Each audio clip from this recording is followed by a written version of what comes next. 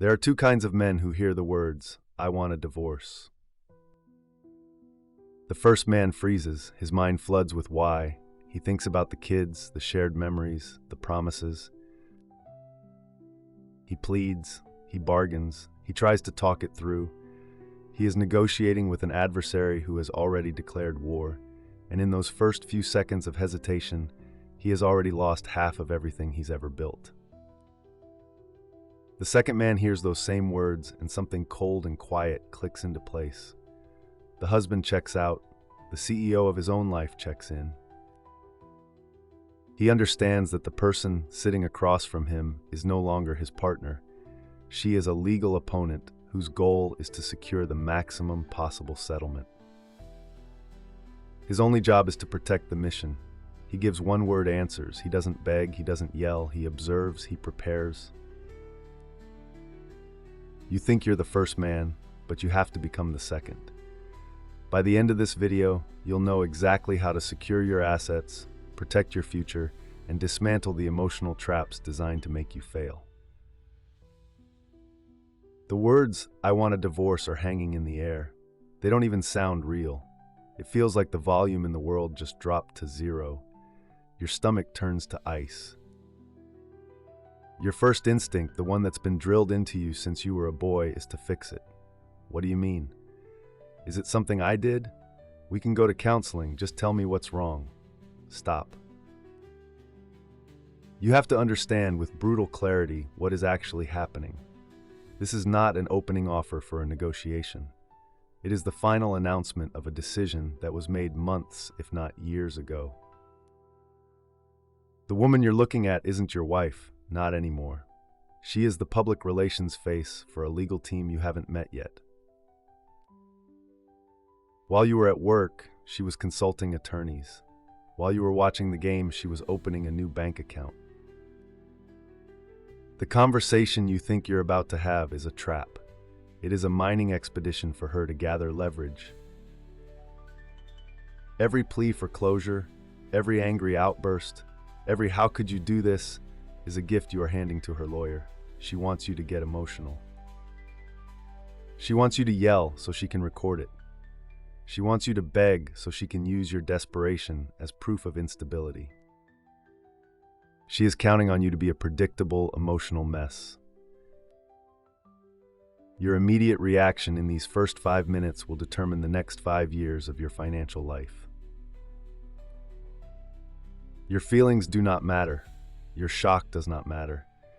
The only thing that matters is the first critical move you make while the building is burning around you. And that move is not made with your mouth, it's made with your feet.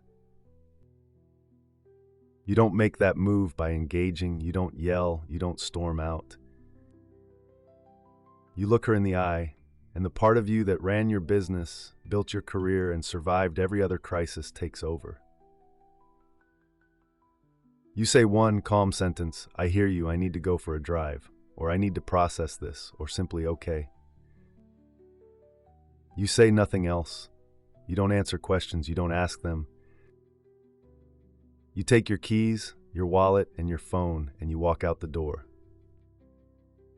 The second you are out of that house, you are on the clock. You are now behind enemy lines. Assume every text is being read. Assume every app on your phone is a potential liability. You are not driving to your friend's house to vent. You are not calling your brother to complain. You are driving to a quiet, neutral location. Parking lot, a park.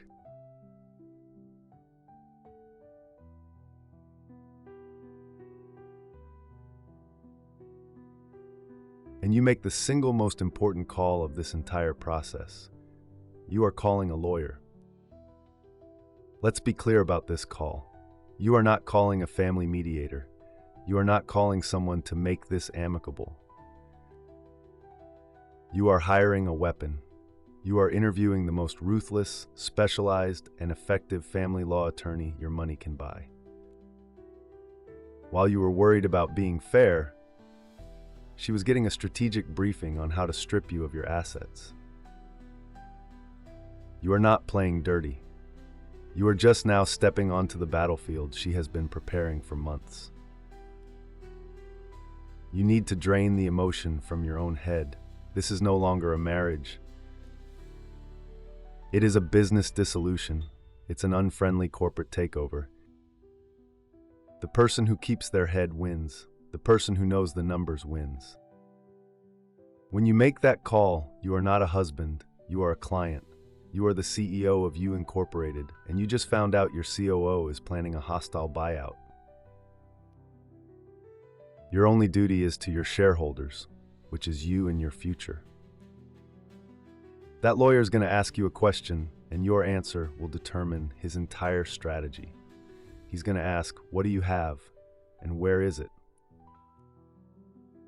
If you can't answer that, you've already crippled your own defense. This is your next move, and you must do it before she knows you're doing it. You must become a forensic accountant for your own life, tonight, not tomorrow. You need to conduct a silent inventory of everything you own. This isn't a vague, we have some savings. This is downloading statements, bank accounts, retirement accounts, brokerage accounts, crypto wallets, credit card statements for the last 3 years. You need to know every dollar that came in and every dollar that went out. You're looking for anomalies. You're looking for a new bank account you don't recognize. You're looking for large recent transfers to a friend or her mother. This isn't just about your money. This is about marital money. And right now it's all disappearing. It's being moved into accounts you can't access. It's being pre-spent on necessities or debts you've never heard of. You are looking for the financial war chest she has been building. You need to scan or photograph everything. Titles to cars, the deed to the house, loan documents, insurance policies, tax returns. You are creating a complete digital snapshot of your financial life as it existed before she dropped the bomb. Because the moment she files, the moment the court gets involved, everything freezes. Or worse, it vanishes. You cannot protect what you cannot prove you had. This silent, meticulous gathering of data is your fortress.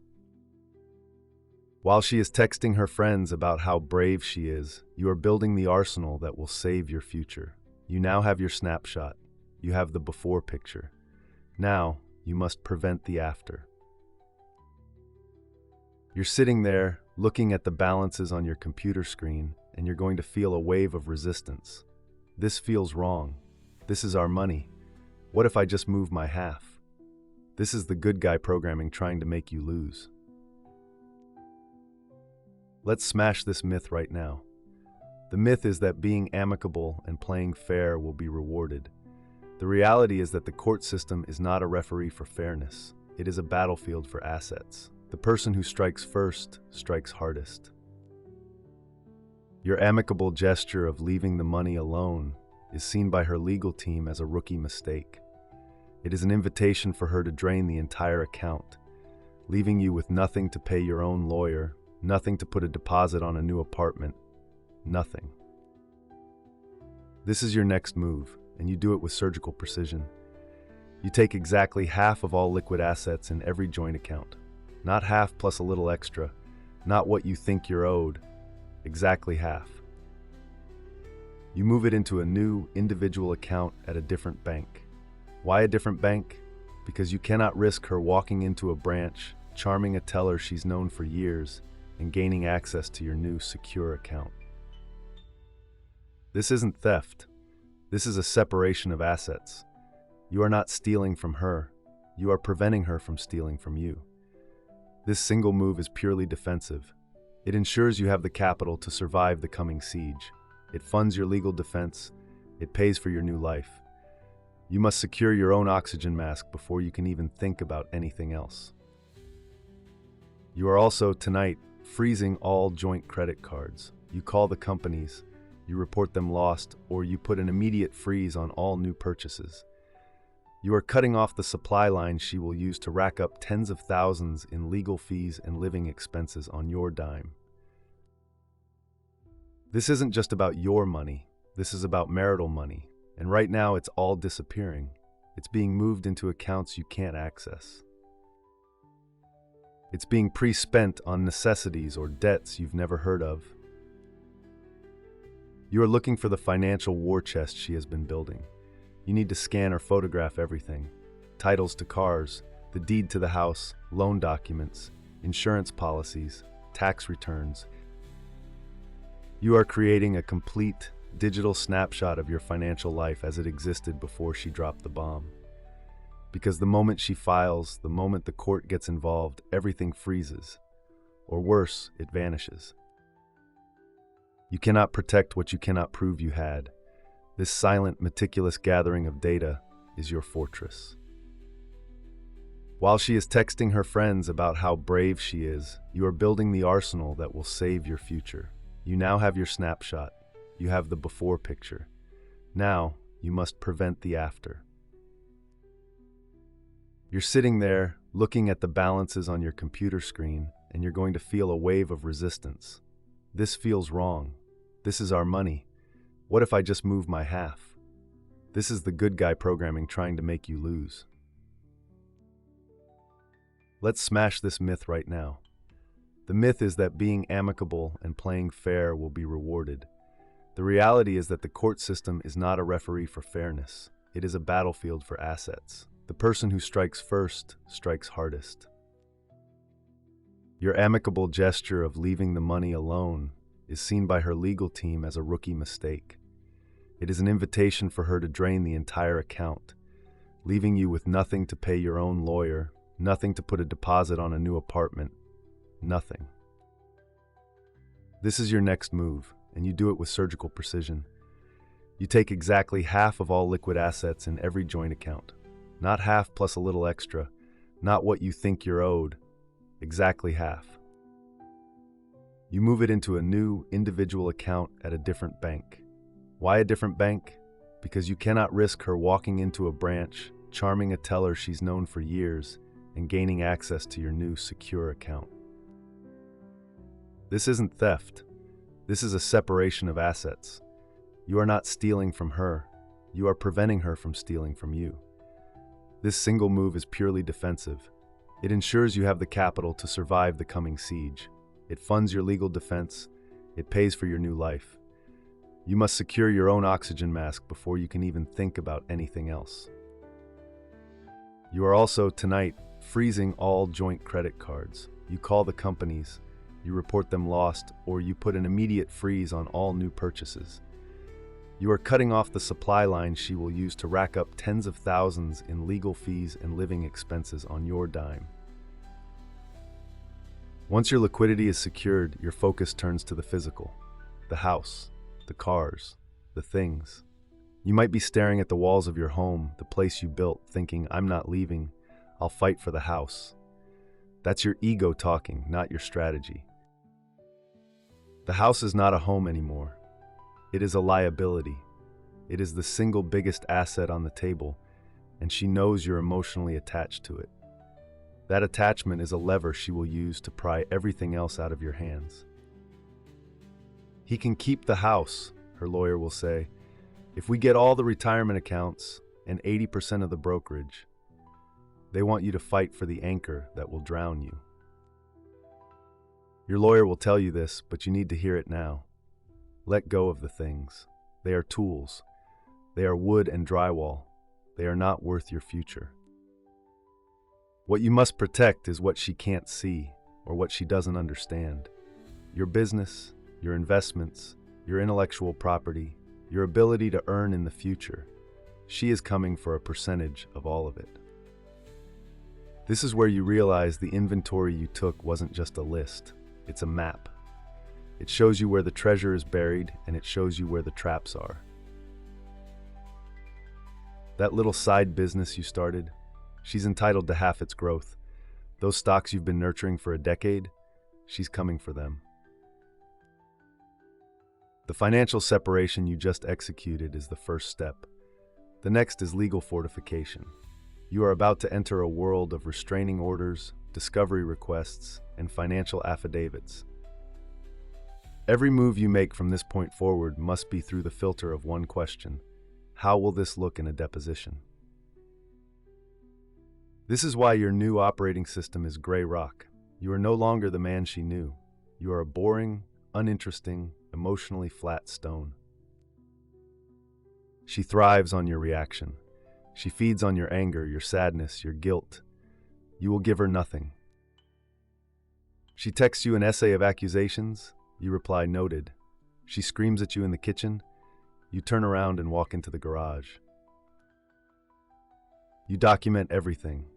Every interaction, every threat, every text. You get a small notebook, you keep it in your car, and you write down dates, times, and direct quotes.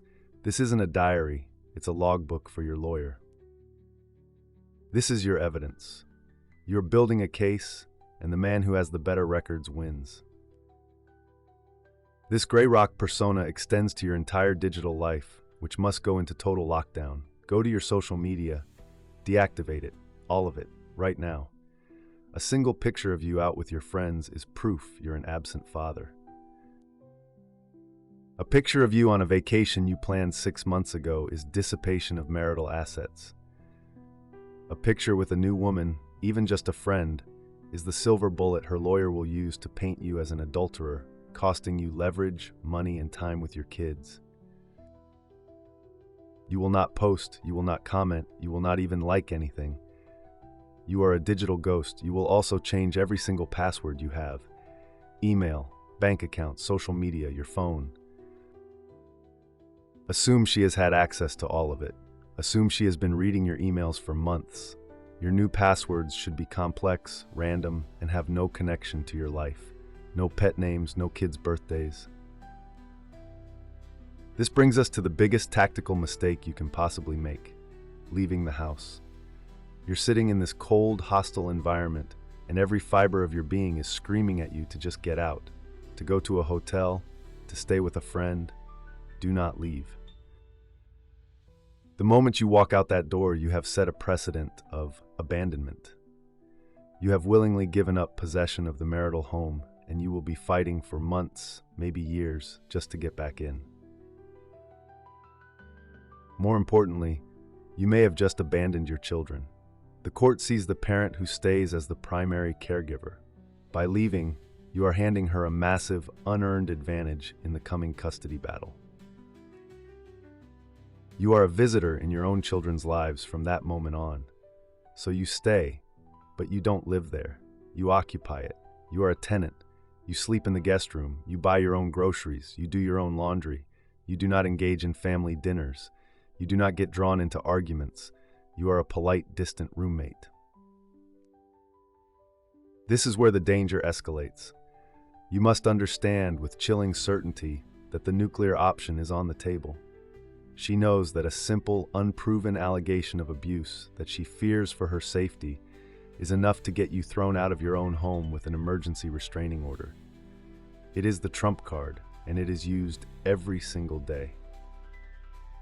Your only defense is to never ever be alone with her in a private room. If she enters the room, you leave. If she corners you and starts an argument, you pull out your phone, you visibly start recording, and you walk away. You do not yell, you do not touch her, you do not even raise your voice, you become untouchable.